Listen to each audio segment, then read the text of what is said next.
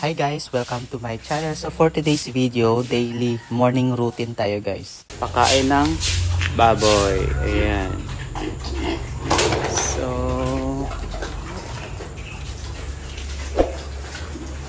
pakain tayo ng baboy. Ito yung dumalaga. Gagawing inahin.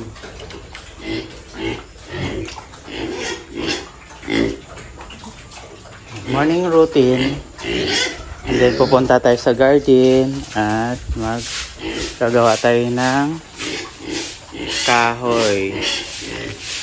So half day routine.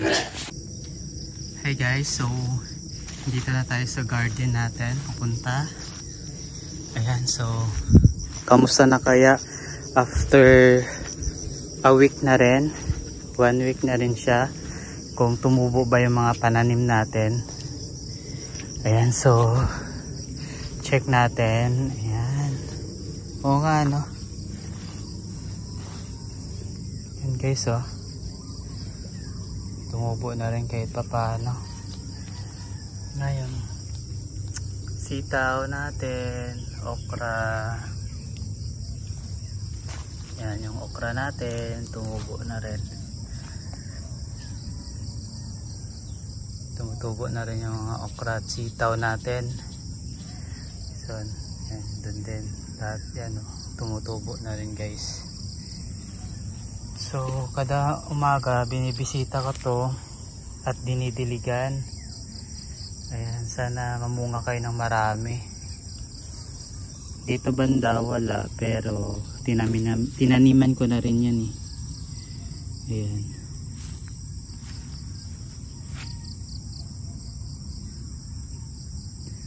Ayan guys, so thank you so much.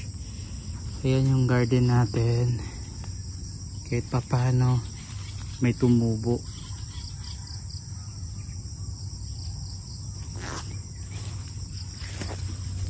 Yan o. Kahit pa paano ay tumubong tanim.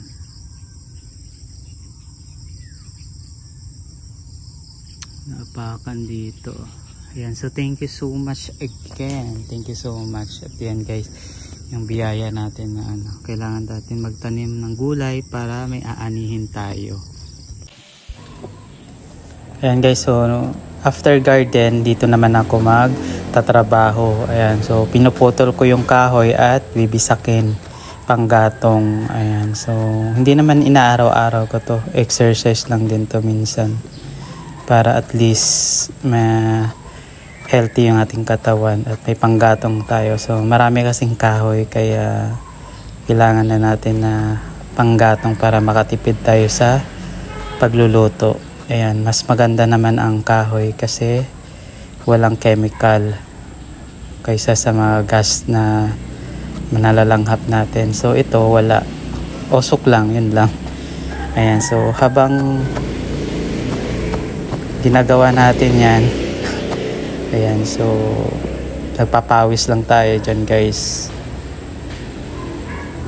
para at least may nagawa tayo sa araw-araw. Ayan, so morning routine ko lang kasi paghapon hindi na ako masyadong gumagawa, sa shop na lang kasi mahirap pag pinapawisan, diba?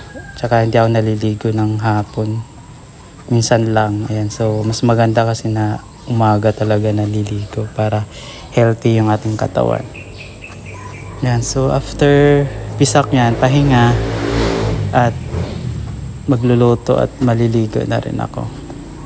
So yun lang guys yung morning routine ko na ginagawa araw-araw. Kaya yan, kahit pa paano may ginagawa tayo na hindi tayo tamad. Ayan, so basta importante pinapawisan yung katawan natin for the healthy of our body.